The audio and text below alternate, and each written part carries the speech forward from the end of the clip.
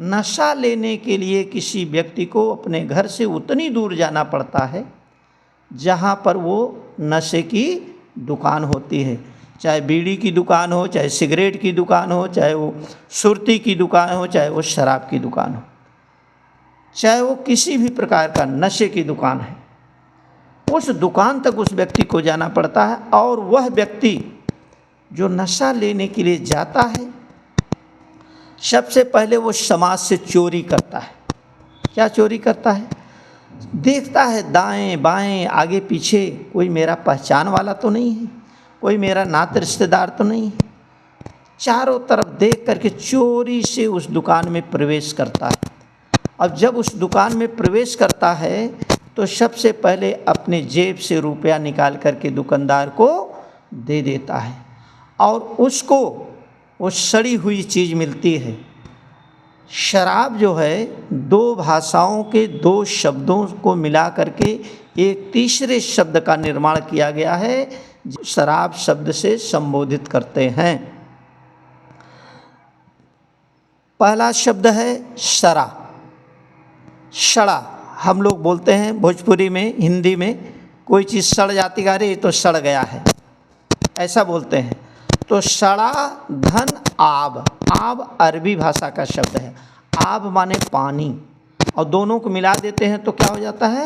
सड़ा धन आब, अर्थात शराब, शराब हो जाता है। और उस सड़े हुए पानी को जब पी करके कोई निकलता है उस दुकान से, तो क्या प्रभाव डालेगा? हाथ पे प्रभाव नहीं डालता है, पैर पे प्रभाव नहीं डालता है, पेट पे प्रभाव नहीं डालता है, पीठ पे प्रभाव नहीं डालता है।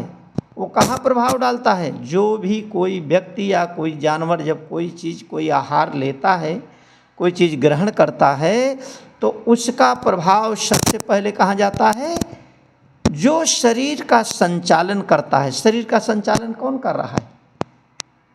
पूरे शरीर का संचालन हमारा क्या करता है? दिमाग। संसार में जितने भी प्राणी हैं, सारे प्राणियों का संचालन शरीर का उसका दिमाग करता है। शरीर में सबसे ऊपर क्या है? हमारा सिर है, और सिर में सबसे इम्पॉर्टेंट चीज़ क्या है?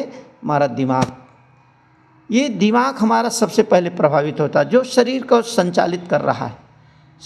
शरीर का समझिए कि वो ड्राइवर है, शरीर का वो चालक है, ड्राइवर है। तो जब ड्राइवर ही डिस्टर्ब हो जाएगा तो गाड़ी सही ढंग से चलेगी क्या? नहीं चल सकती है। वो व्यक्ति शराब पी करके जैसे निकलता, धीरे धीरे उस सड़ी हुई जो पानी है, उस पानी का प्रभाव धीरे धीरे धीरे धीरे उसको उसके संचालक के ऊपर पहुंच जाता है। और जब संचालक के ऊपर वो प्रभाव डाल देता है तो व्यक्ति कहीं रास्ते में, कूड़ा में, नाली में, गोबर में, कचड़े में कहीं गिर जाता है। कोई संभ्रांत व्यक्ति जब जाता है उस रास्ते से, देखता है अपनी आँखों से और अपनी बुद्धि और विवेक से उसको परखता है, अरे ये तो गंदा आदमी है, तो शराब पिए हुए, तो कचड़े में गिरा हुआ है। वो व्यक्ति कभी नहीं उससे बोलेगा, सज्जन व्यक्ति है ना, भले मानव है, भला मानव है ना, वो धीरे से अपना रास्ता तय करेगा। लेकिन इस संसार में एक ऐसा प्राणी है जो सबकी खबर लेता है, जो गलत है उनकी भी खबर लेता है, जो अच्छे लोग हैं उनकी भी खबर लेता है।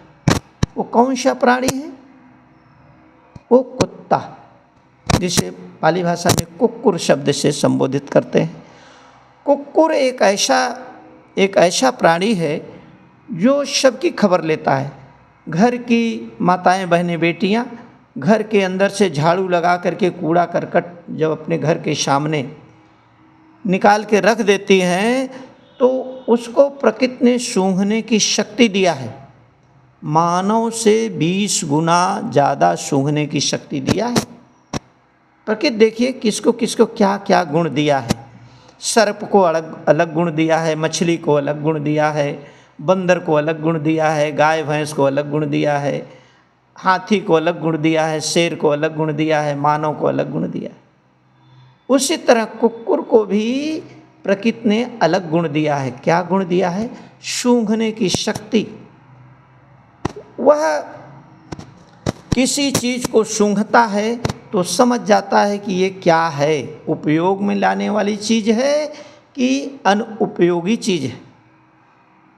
वो जब कूड़ा करकट को सूंघता है तो समझ जाता है ये घूर में फेंकने वाली चीज़ है, और उसको सूंघ करके उसका जो स्वभाव है, अपने स्वभाव के अनुसार वो अपने पैर को उठा करके जो भी उस पर कुछ करना होता है कर देता है।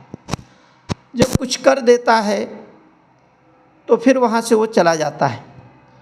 ठीक उसी तरह उस शराबी व्यक्ति को भी पैर से लेकर के सिर तक सूंघता है, और जब मुंह के पास सूंघता है, उसके नाक के पास सूंघता है, तो उसमें सड़ी हुई चीज़ की गंध आती है, तो समझ जाता है ये रिजेक्टेड चीज़ है, बेकार चीज़ है।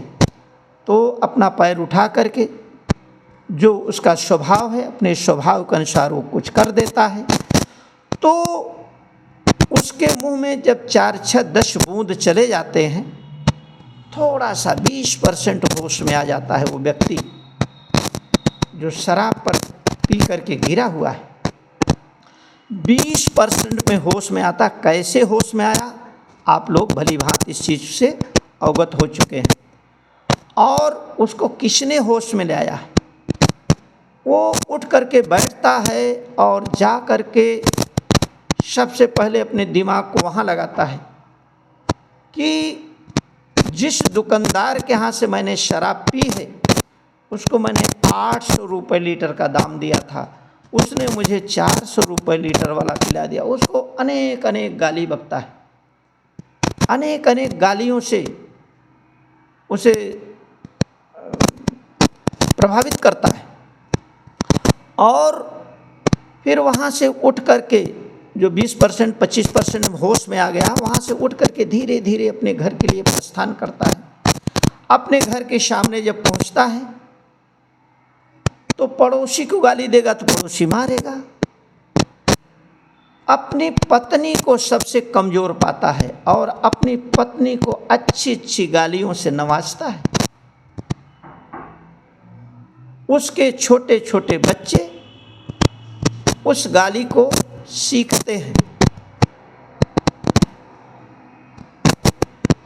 वह अपने बच्चों को कैसा संस्कार दे रहा है, जिन बच्चों को सुसंस्कारित होना चाहिए वो बच्चे अपने पिता के द्वारा दिए गए उन गालियों को स्वीकार कर रहे हैं, उन गालियों को सीख रहे हैं। ऐसे उनका जीवन, उनका भविष्य अंधकारमय हो रहा है। वह व्यक्ति शराब पीते पीते अपना पूरा शरीर दुखी कर डालता है और अपने घर की आर्थिक स्थिति को भी कमज़ोर कर देता है। घर के आभूषण बिक जाते हैं, घर का जो बैंक बैलेंस है वो भी खाली हो जाता है, ज़मीन गिरवी रख देता है।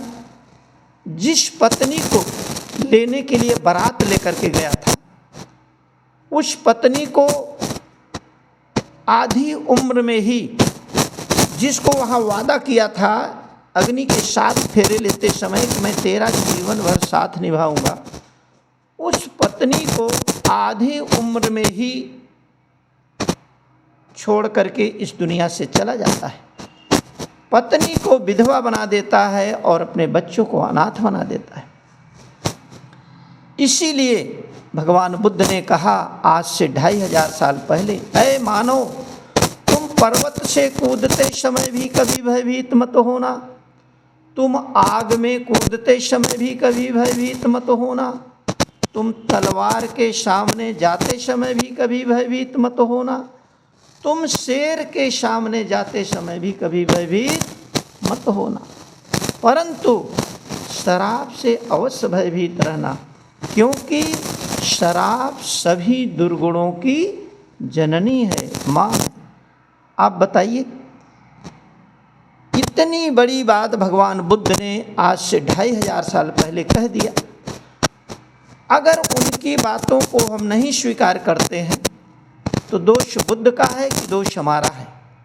बुद्ध का दोष तो हो नहीं सकता, क्योंकि बुद्ध के बताए हुए मार्ग पर जिन जिन देश के लोगों ने अपना कदम आगे बढ़ाया, बुद्ध के उच्चतम ज्ञान को स्वीकार किया, उनका अनुसरण किया, आज पूरी दुनिया में छोटे से छोटे राष्ट्र हैं जो पूरी दुनिया में विकसित होकर के अपना स्थान बना रखे हैं, विकसित होकर के अपना स्थान बना रखे हैं।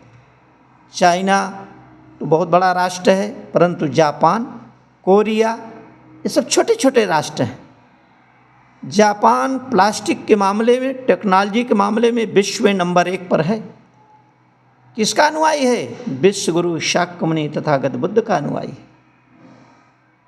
और आज भारत के लोग ढोंग, पाखंड, अंधविश्वास में विश्वास करके अपना पूरा जीवन बर्बाद कर दिए। लगभग 8वीं 9वीं शताब्दी तक भारत में बुद्धिज़्म था। बुद्धिज़्म तो मुगलों के काल में भी था, लेकिन गांव में था, शहर में नहीं था, नगर में नहीं था, गांव गांव में था। 19वीं शताब्दी में भगवान बुद्ध का जो ज्ञान है, ये गांव गांव में उनके जो वंशज हैं, ये सारे के सारे लोग उनके शीलों के अनुसार जीवन व्यतीत कर रहे थे।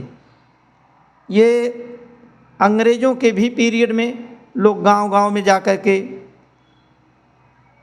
अगर उनका परीक्षण निरीक्षण किया गया होता तो पता चलता कि सारे के सारे लोग भगवान बुद्ध के उच्चतम ज्ञान के अनुसार अपना जीवन व्यतीत कर रहे हैं। लेकिन 20वीं सदी के लगने के पश्चात हमारे देश में ढोंग, पाखंड, अंधविश्वास चरम सीमा पे पहुंच गया है। आज तो उसकी कोई सीमा ही नहीं है, आज अनलिमिटेड हो चुका है। इसलिए सभी बुद्धिजीवियों से मेरा विशेष आग्रह है कि आप सभी लोग वैज्ञानिक सोच अपने अंदर डेवलप करिए। भगवान बुद्ध का जो उच्चतम ज्ञान है वो पूर्ण रूपेण वैज्ञानिक है। इन्हीं चंद्र शब्दों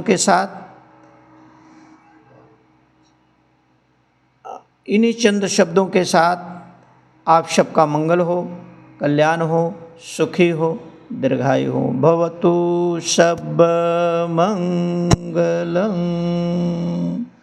साधु साधु साधु।